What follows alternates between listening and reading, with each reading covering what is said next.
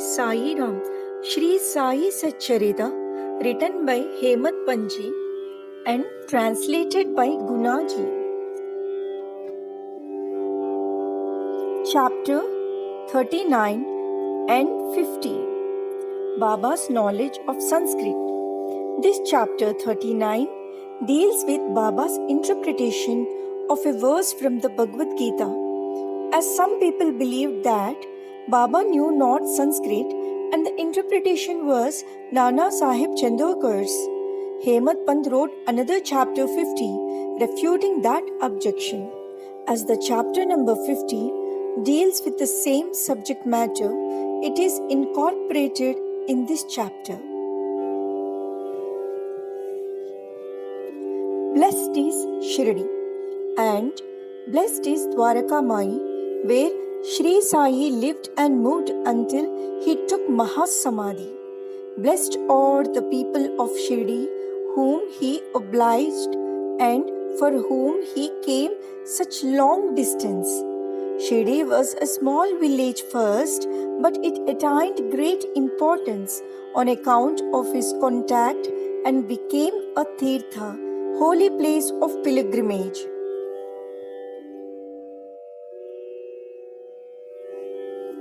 Equally blessed are the women folk of Shirdi. Blessed is their whole and undivided faith in him. They sang the glories of Baba while bathing, grinding, pounding corn, and doing other household work. Blessed is their love, for they sang sweet songs which calm and pacify the minds of the singers and listeners. Baba's interpretation. Nobody believed that Baba knew Sanskrit. One day he surprised all by giving a good interpretation of a verse from the Gita to Nana Sahib Chandokar. A brief account about this matter was written by Mr. B.V. Dio, retired Mamaltadar, and published in Marathi in Shri Sai Leela magazine, volume 4. Sputa Vishaya, page number 563. Short accounts of the same are also published in Sai Baba's Charters and Sayings, page 61, and in The Wondrous Saint Sai Baba, page 36, both by Brother B.V. Narasimhaswamy.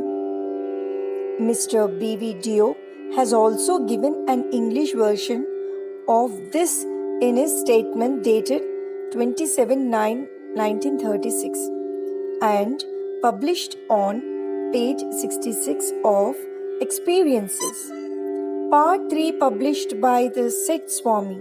As Mr. Dio has got first-hand information about this subject from Nana Sahib himself, we give below his version.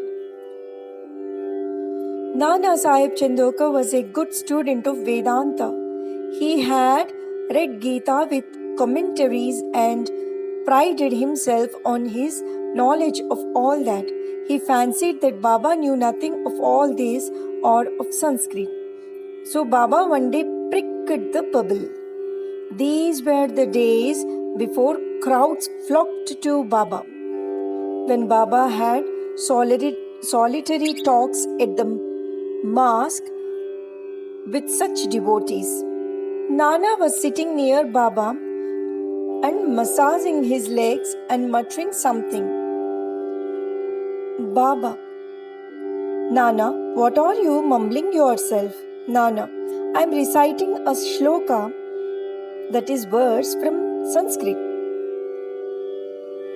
Baba: What shloka? Nana: From Bhagavad Gita. Baba: Utter it loudly. Nana then recited BG4, Bhagavad Gita 4:34, which is as follows. Tadvitti paripatena pariprashnena sevaya upadekshyanti te jnanam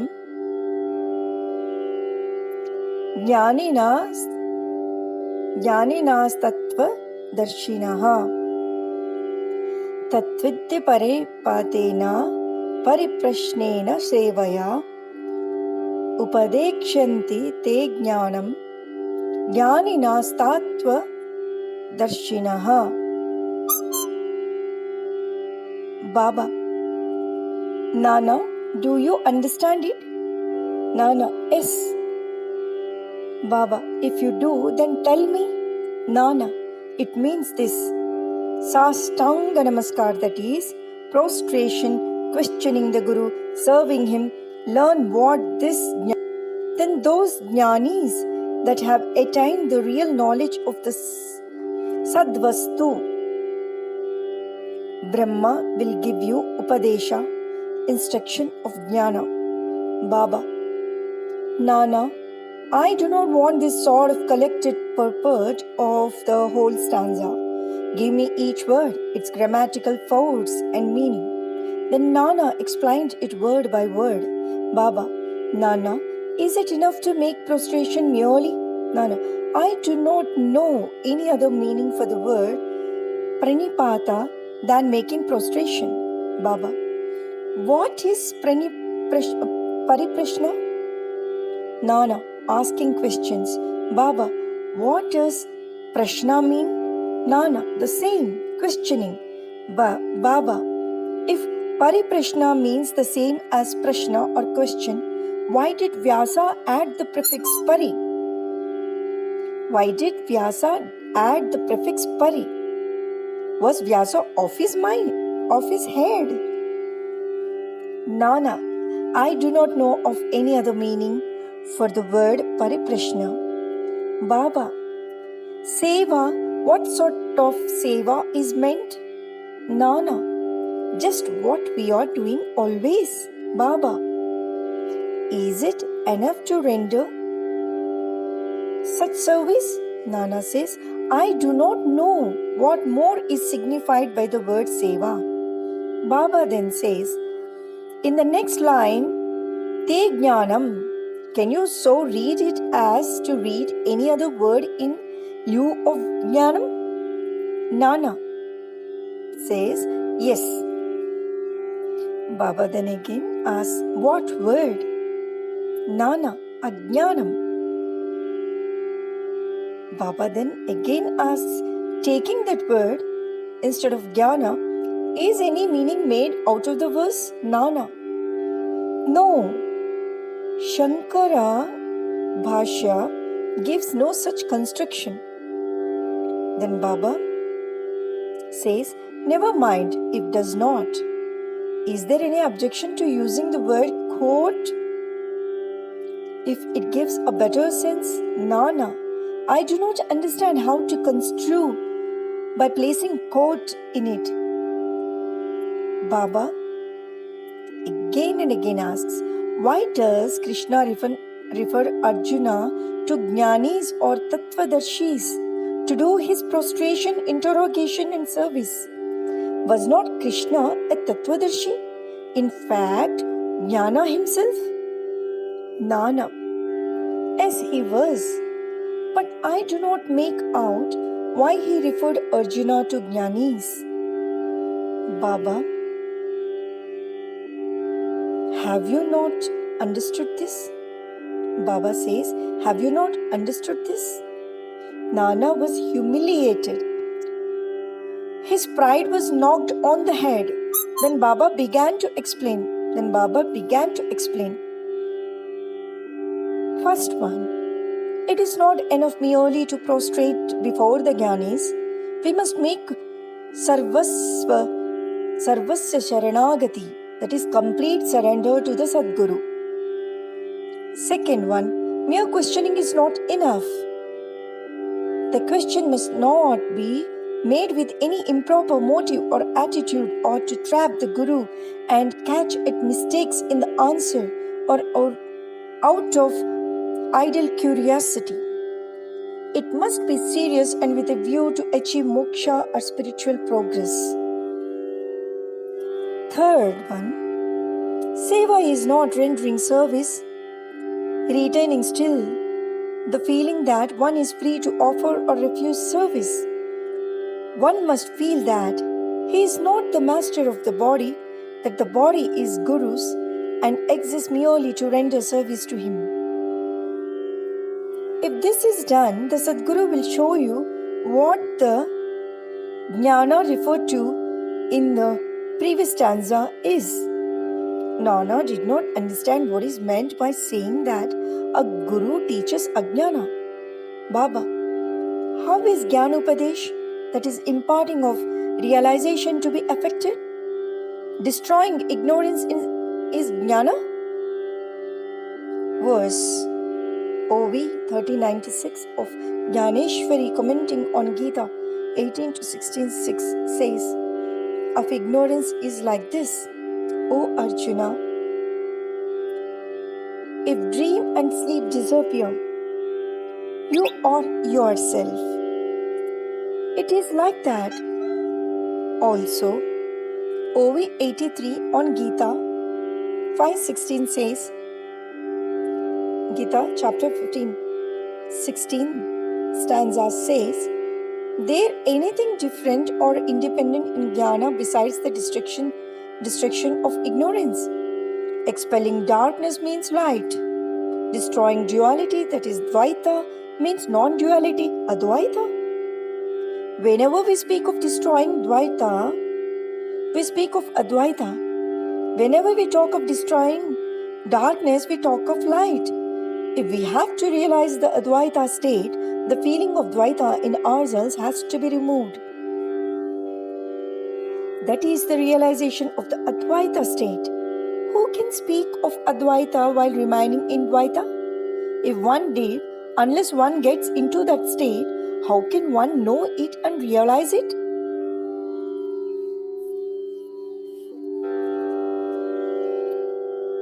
Again, the Shishya, that is disciple, like the Sadguru, is really embodiment of Jnana. The difference between the two lines in the attitude, high realization, marvelous superhuman sattva, that is beingness, and unrivaled capacity, and Aishwarya Yoga, that is divine powers. The Sadguru is Nirguna, Satchitananda. Satchit Ananda. He has indeed taken human form to elevate mankind and raise the world. But his real Nirguna nature is not destroyed thereby even a bit. His beingness or reality, divine power and wisdom remain undiminished. The disciple also is in fact of the same Svarupa, but it is overlaid by the effect of the samskaras of innumerable births in the shape of ignorance, which hides from his view that he is Shuddha Chaitanya. That is, see in Bhagavad Gita chapter 5, 15th verse.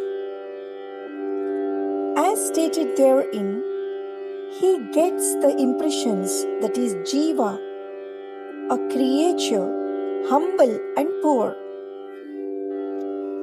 The Guru has to root out these offshoots of ignorance and has to give Upadesha or instruction to the disciple, held spellbound for endless generations by the ideas of his being a creature, humble and poor.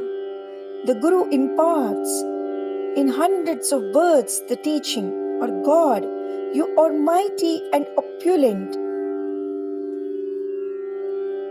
Then he realizes a bit that he is God really, the perpetual delusion under which the disciple is laboring, that he is the body, that he is a creature or jiva or ego, that God, that is Paramatma, and the world or different from him is an error inherited from innumerable past births. from actions based on it, he has derived his joy, sorrows, and mixtures of both. To remove this delusion, this error, this root ignorance, he must start the inquiry. How did the ignorance arise? Where is it? And to show him, this is called the Guru's Upadesh.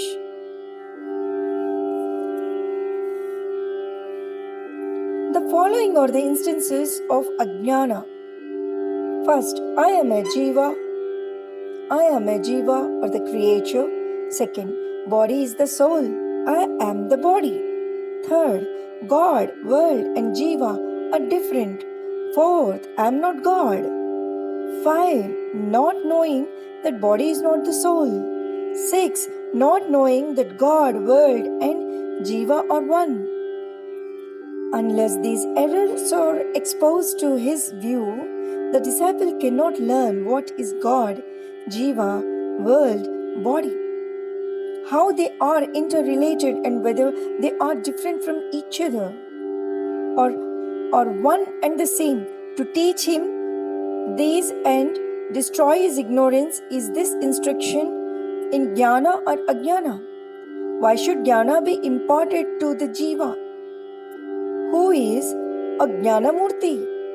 Upadesha is merely to show him his error and destroy his ignorance. Baba added, first point, Pranipata implies surrender. Second, surrender must be of body, mind and wealth. In reply, third, why should Krishna refer Arjuna to other jnanis? Takes everything to be Vasudev. That is in Bhagavad Gita, chapter 7, 19th stanza. That is, any guru will be Krishna to the devotee. And Guru takes disciple to be Vasudev.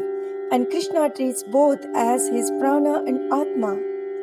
That is, again in Bhagavad Gita 7 to 18 stanzas, commentary of Jnanadev on this. As Sri Krishna knows that there are such bhaktas and gurus, he refers Arjuna to them so that their greatness may increase and be known.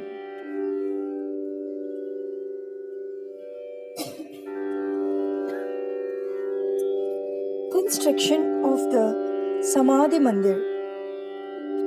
Baba never talked nor ever made any fuss about the things which he wanted to accomplish, but he so skillfully arranged the circumstances and surroundings that the people were surprised at the slow but sure results attained. The construction of the Samadhi Mandir is an instance in point. Shriman Bapu Sahib Bhuti, the famous multi-millionaire of Nagpur, lived in Shirdi with his family. Once an idea arose in his mind that he should have a building of his own there. Sometimes after this, while he was sleeping in Dikshit's Vada, he got a vision. Baba appeared in his dream and ordered him to build a Vada of his own with temple. Shama, who was sleeping there, got also a similar vision.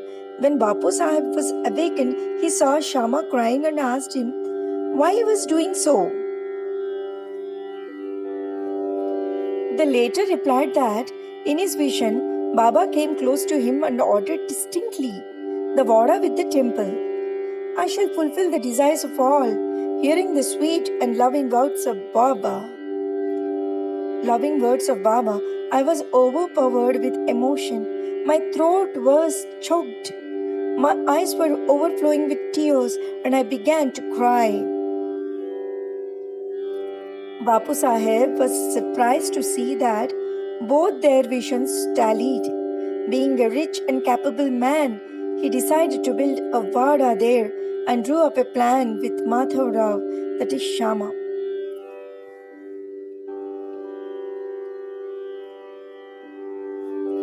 Kaka Sahib Dikshit also approved of it, and when it was placed before Baba, he also sanctioned it immediately. Then the construction work was duly started, and under the supervision of Shama, the ground floor, the cellar, and the well were completed. Baba, also on his way to and from Lendi, suggested certain improvements. Further work was entrusted to Bapu Sahib Jog, and when it was going on, an idea struck Bapu Sahib Bhuti's mind that there should be an open room or platform, and in the center, the image of Muralidhar, that is Lord Krishna with the flute, be installed. He asked Shama to refer this matter to Baba and get his consent. The latter asked Baba about this when he was just passing by the Vada. Hearing Shama, Baba gave his consent, saying, "After the temple is complete, I will come there to stay and staring at the Vada." He added, "After the Vada is complete, we shall use it ourselves. We shall live, move, and play there, embrace each other, and be very happy." Then Shama asked Baba whether this was the auspicious time to begin the foundation work of the central room of the shrine. Work for the central room of the shrine. The latter answered in the affirmative. Then Shama got a coconut, broken it, and started the work. In due time, the work was completed, and an order was also given for making a good image of Muralidhar. But before it was ready, a new thing turned up. Baba became seriously ill and was about to pass away. Bapu Sahib became very sad and dejected, thinking that if Baba passed away, his Vada would not be consecrated by the holy touch of Baba's feet, and all his money, that is about 1,00,000 of rupees of that time, would be wasted away. But the words, "Place or keep me in the Vada," but the words of Baba, "Place or keep me in the Vada," which came out of Baba's mouth just before his passing away, consoled not only Bapu Sahib but one and all.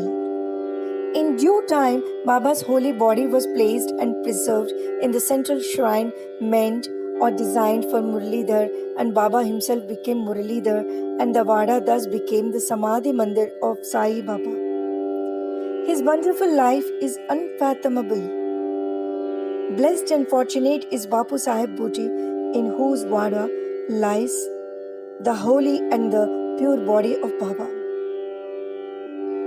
Bow to Shri Sai, peace be to all. Om Shri Sai Ram.